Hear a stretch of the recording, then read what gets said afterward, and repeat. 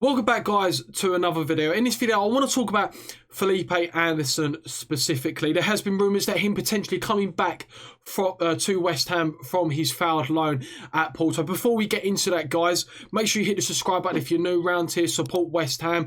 We are in unprecedented times. We have gone into another lockdown. So I'm going to try and get as much good quality content out as I can on this YouTube channel to hopefully, even if I just help you guys for 10 minutes, take your mind off something, that would be absolutely fantastic. That's the aim for me. Guys, hit the like button if you haven't already. I do have a Patreon as well for a little bit extra content. We had our first West Ham Q&A where the patrons asked me a couple of questions and I answered them on a video for £3 a month as we try and transition this in from into a part-time / full-time job. Now let's talk about Felipe Anderson, because it is coming out the club, ex-WHU employee, major media outlets, that West Ham are trying to negotiate with Porto and try and bring back Felipe Anderson. Now, Felipe Anderson is getting no game time at Porto, and that was the whole point of the loan move. This loan move was to allow Felipe Anderson to go to Porto.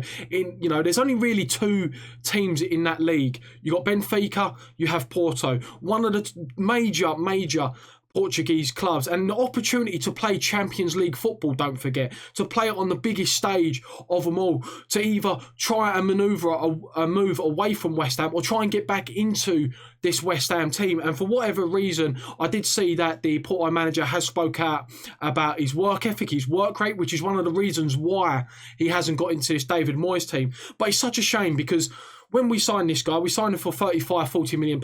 He was the major signing of the first summer under Manuel Pellegrini when he came in. It was almost like a transfer saga. It got drawn out. 1 week we were signing him. 1 week we wasn't signing him. And West Ham fans were like, well, we're going to sign him? Are we not going to sign him? We eventually did sign him. And he has got quality. Don't get me wrong, he has got quality. We've seen it against Norwich at home last season when we won 2-0. Haller and someone else scored. But he was absolutely fantastic in that game.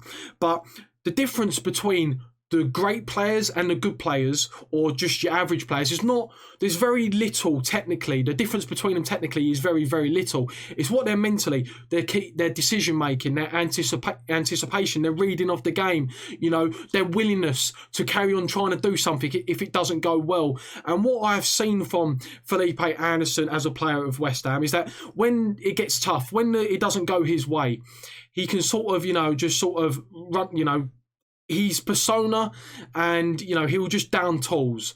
And we saw before lockdown, he was actually in this West Ham team. He was in this West Ham team, and David Moyes spoke publicly on West Ham website in press conferences that one of his main missions was to try and get the best out of Felipe Anderson, because he realises the quality. But the amount we paid for him, £35 to £42 million, doesn't warrant the inconsistencies that we've sort of got with Felipe Anderson. I always talk about managers living by the sword, or dying by the sword is the term, when it comes to their signings. Pellegrini, he signed Roberto, he signed Haller, he signed Felipe Anderson, signed Diop. These are all his signings. And for one reason or another, they haven't really worked out, and now he's out of the door. We've brought in David Moyes, he's brought in Souček, Bowen, Soufal. They have worked out. We're doing well. So when it comes to managers, we need to back them, because managers do live and die by their choice of signings. And Felipe Anderson, post-lockdown, when we come to our first game against, who did we play? Wolves, and we lost 2-0.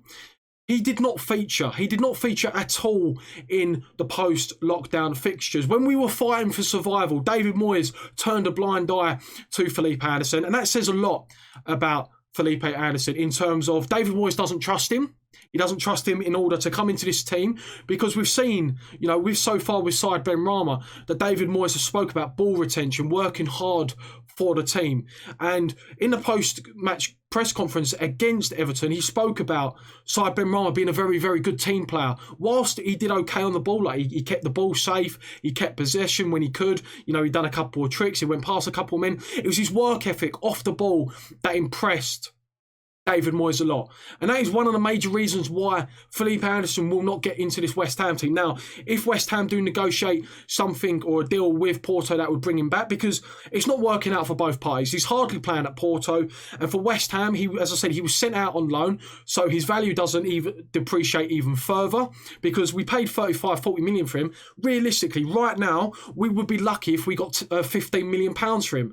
The only way we would probably get 15 or 20 million pounds is if Lazio come back, because they've had past experiences with him, and obviously he was fairly successful at Lazio. They would take him back for a very, very reduced fee. But generally, looking at other clubs that may be interested in Felipe Anderson, we would be very, very lucky to get 15 million. So if West Ham were to get him back on loan, get him back from his loan, I would expect West Ham to maybe try and send him out on loan again. Now, where would he be sent to? Probably maybe the Bundesliga. We've seen that a lot of players actually thrive out in the Bundesliga. We've seen Werner, we've seen Havertz, we've seen Haller. Just a couple of Bundesliga players that have come from there to the Premier League and have struggled. So maybe we could see Anderson going over to the Bundesliga. Now, could he actually make an impact on this West Ham team right now? For me, no. For me, he wouldn't, because I don't see him dislodging Pablo Fornals. Whilst I think Felipe Anderson is better on the ball than Pablo Fornals, he doesn't offer what Pablo Fornals does going backwards, supporting his fullback. When we played Southampton away and they played that nice lofted over the ball pass, over the top pass, and Pablo Fornals ran back and he sort of done not an overhead kick, but he had to stretch to bring the ball down to help out the run from the right back and help out Aaron Cresswell. Could you see Felipe Anderson doing that? For me, no. So it's going to be very interesting to see what is going to happen with Felipe Anderson, because he's one of our highest earners at the club as well. That was also one of the reasons why we wanted to get rid of him, because he's not contributing to the team. He's on 100k plus a week, which is, when you're paying 35-40 million pounds for a player, you could probably expect that player to be on a lot of wages per week. So West Ham just trying to get rid of him in order to reduce that wage budget. But it does look like he's going to come back. So guys, in the comment section down below, let me know how you feel about Felipe Anderson. Do you think he can have an impact on this West Ham team? Because he was generally, he was supposed to be almost the heir to Dimitri Payet. He was supposed to be the one that would get West Ham fans off their feet, attack defenders, get down the line, put a ball in the box, have shots, create chances. And we only really saw that in phases. As I said, Norwich at home, that fantastic game, whilst, I don't think he scored, but we won the game 2-0. And that little passage in his first season between November and December where he got 7 goals.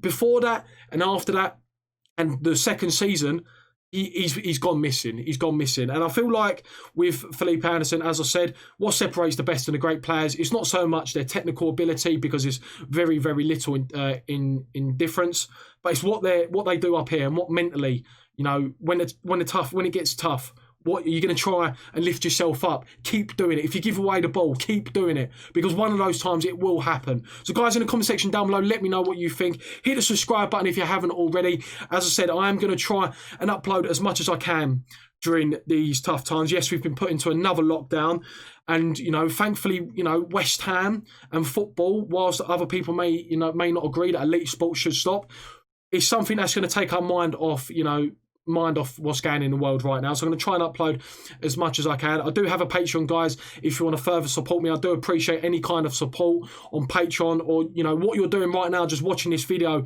is enough. But there is a Patreon link in the description. We did put our first West Ham Q&A. Hit the like button for more West Ham videos, and I'll catch you in the next video, guys. See you later.